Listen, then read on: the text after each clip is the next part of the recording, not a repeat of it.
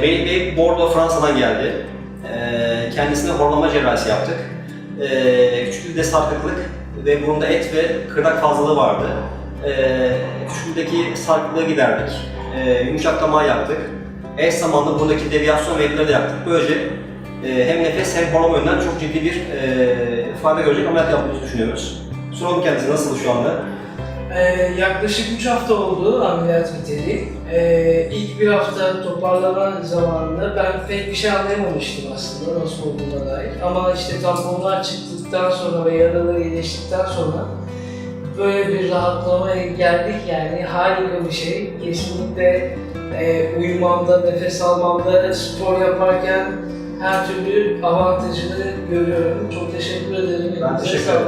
Çok mersi. Çok mutluyum yani bu ameliyat olduğum için gerçekten. Biz teşekkür ederiz. Her şey yolunda. Süper.